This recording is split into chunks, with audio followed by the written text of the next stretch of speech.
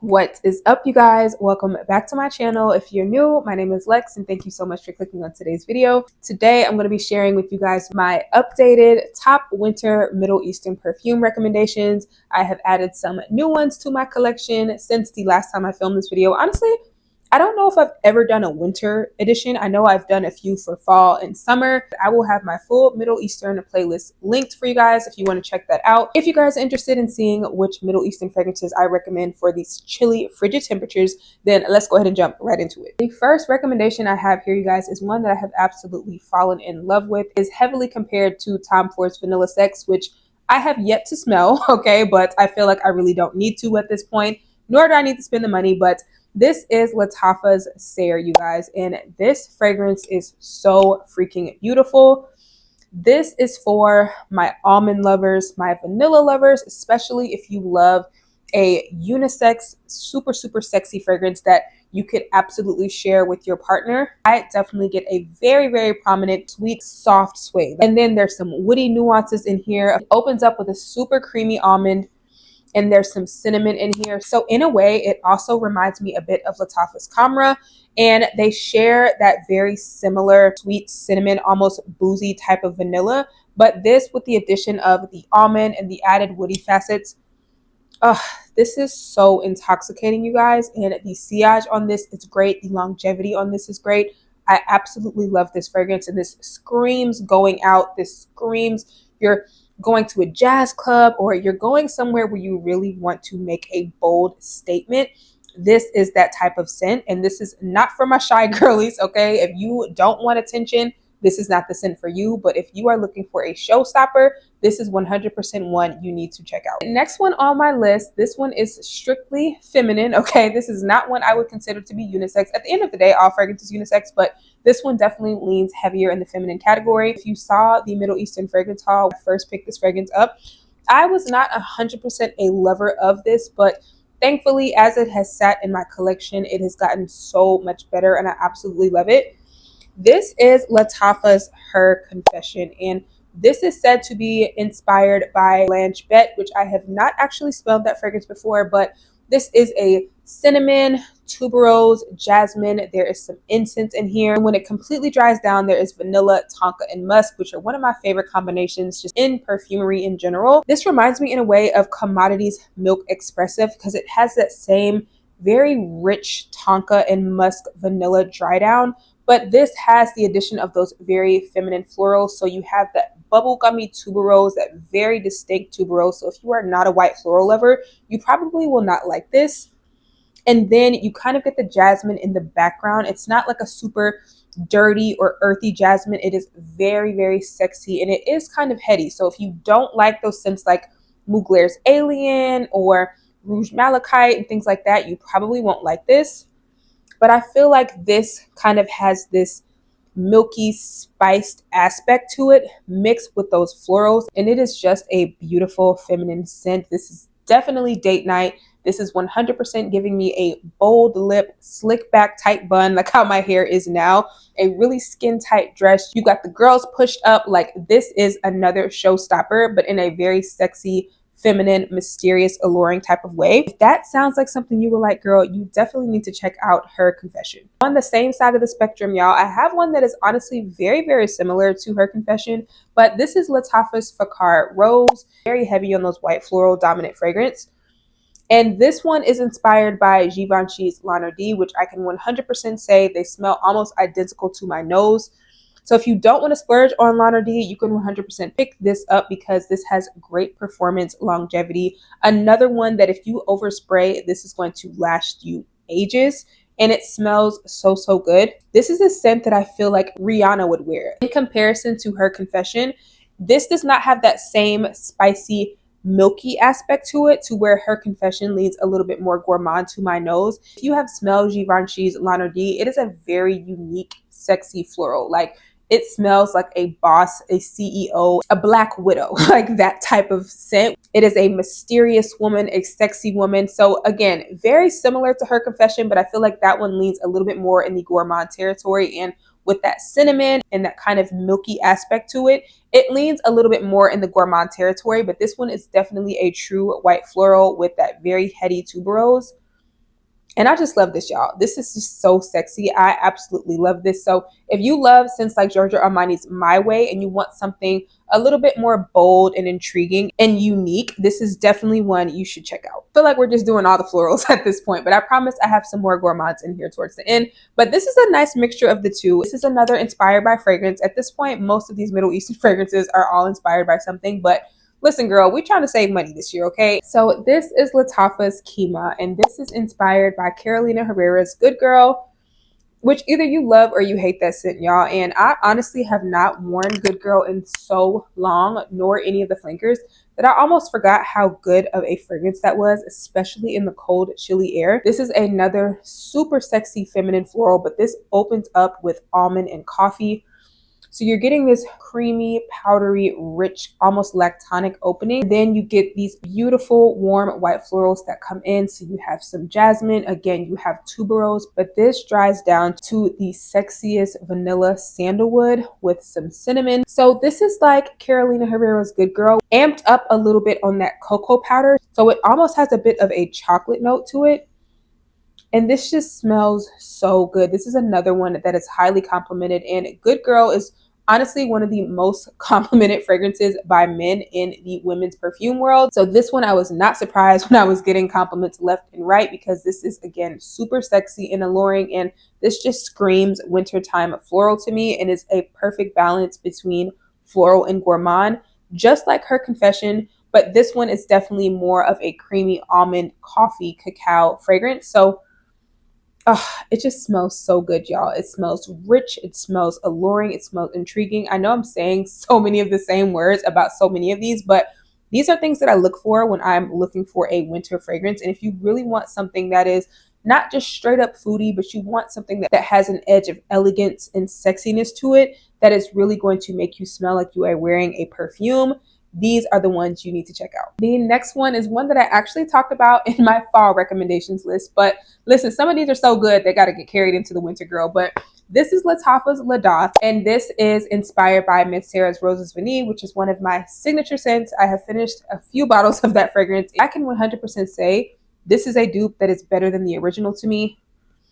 If you are not familiar with how Roses Vanille smells, it is a beautiful, creamy, sugary rose with some vanilla in the dry down, and this has the addition of caramel in here, adds a whole another layer of decadent richness to the scent.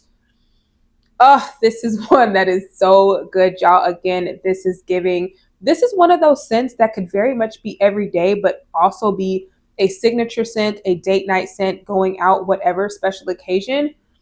It just screams femininity, girl next door to me, that also has something a little intriguing and mysterious about her. You know what I mean? Think of scents like Delina, for example, Delina Exclusive, and take out that kind of sour fruit note where you're just left with the rose and the vanilla and add caramel. Girl, this is just so good. Like, I love this scent. I'm pretty sure this bottle is probably halfway empty. I wish we could see inside of it, but yeah, I love this. I love to layer with this. I love to wear it on its own. I love to wear this with other gourmand scents. It just adds another layer of femininity. And it's just incredible, y'all. Some of y'all have tried this because of me, and y'all have let me know in the comments that y'all absolutely love it too. So if you try nothing else from this video, girl, please try Ladas. I promise you will not regret it. I cannot do a winter recommendations video without the OG Lattafa Kamra. I know I have been ranting and raving about Kamra Kawa, which is the most recent flanker of this, but I have been absolutely loving the original again, and I forgot how much I love this scent.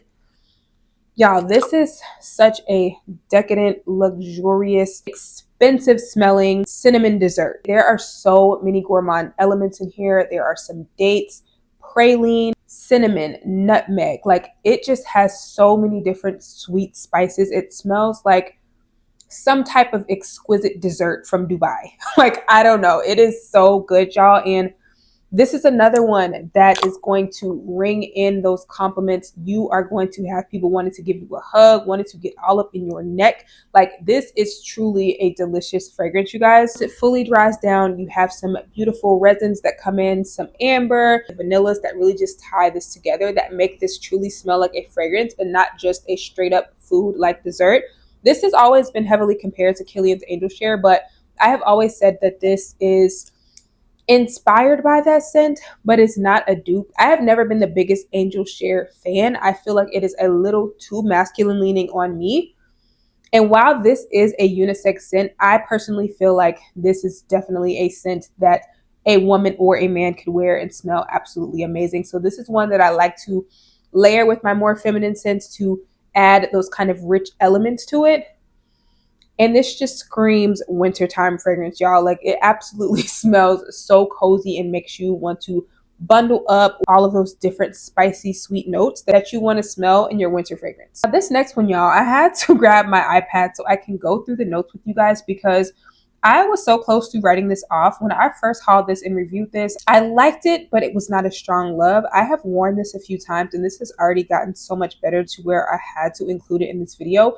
This is Zamea's Tiramisu Cocoa. And number one, the bottle is absolutely gorgeous, but the notes in this fragrance, y'all, they need to be read out loud. So this opens up with amaretto and coffee, which, if you did not know what amaretto is, it is an almond-based liqueur. So it has that very sweet, sugary almond syrup type of vibe. Almost think of like a almond syrup you would put in your coffee creamer, and that is what this smells like to me when it opens. It literally smells like you are getting the wafts of a freshly brewed cup of coffee and you're about to drizzle some almond syrup in there. Have middle notes of ice cream, biscuit, and vanilla, and base notes of brown sugar, vanilla, and amber. Y'all, tell me that does not sound delicious. Like, it has pleasantly taken me by surprise because the more I wear it, the more I get all of the different facets. So of course, like I said in the opening, I get that amaretto, sweet syrupy coffee smell, but as it dries down, I get that creamy lactonic ice cream and I almost get this kind of buttery biscuit feel. So this really smells like a tiramisu dessert. If you guys have ever smelled tiramisu, there's some lactonic layers, there's some bready layers, there's some coffee. Like, there's so many different things that make it taste delicious. And that is the vibe that I get of this scent. And it's super unique. I don't necessarily have something that smells identical to this, but this does smell very similar to tiramisu speculoos, which I feel like can get a little bland. I don't want to say bland because I love that scent, but it is kind of one-dimensional after you wear it for a while. I don't really feel like it develops into anything else, so I do find myself layering that with this. So if you did not see my most recent layering video, check that out. I will link it up top because I layered that fragrance. But I just love this, y'all. And this right now is not super, super strong or beast mode, but like with most of my Middle Eastern fragrances, the longer I have had them and let them sit in my collection, the better and stronger that they get. So I am super excited to see how this develops into the colder months as I continue to wear it, because this is super unique, different from other things that I have and have smelled, and I really, really enjoy this one. Of course, we've taken it way, way back to one of my very, very first Middle Eastern fragrances that I ever hauled. This is a newer bottle. My last bottle I did go through, but typically, y'all, when you get this fragrance, this is one of the ones that truly transforms as you have it and as you let it sit in your collection. And mine is definitely starting to age and get a little bit better. First of all is Swiss Arabian's Casablanca.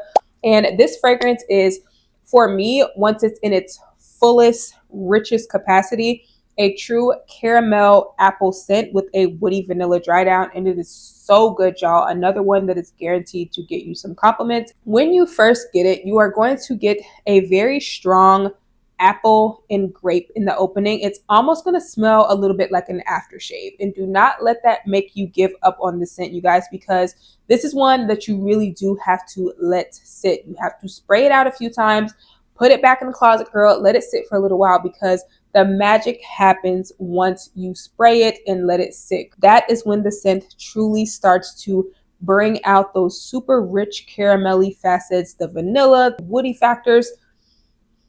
This develops into something so beautiful, you guys, and it is so, so good. And with all of those notes, you would think this would be super cloying or not something that you could wear every day, but this is 100% an everyday type of scent to me. It reminds me heavily of the Seven Virtues Vanilla Woods without that kind of dirty factor that some people get when they smell that fragrance. I never experienced that, but some people do not like that fragrance because they say it kind of has a underlying cigarette smoke smell. So if you liked Vanilla Woods, but you did not like the dry down, or you like Silky Woods by Goldfield and Banks and you want something slightly more fruity with an added caramel note, This is definitely in that same family of woody, fruity, ambery vanillas, and I just absolutely love this, and I'm so excited to bring this one back out this winter. Now, this one is for my saffron lovers, my Baccarat Rouge lovers. I know so many people are sick and tired of the Baccarat Rouge DNA, but there is a reason it's so popular to this day, and honestly, it is a scent profile that just works. It is immediately going to make you smell like money, and I could not do this video without including Orientica's Amber Rouge. Y'all, this is inspired by none other than Baccarat Rouge Extrait, which to me is definitely the sweeter of the two Baccarat fragrances. So the one that is in the all red bottle, that is the one that I prefer, that I really, really enjoy.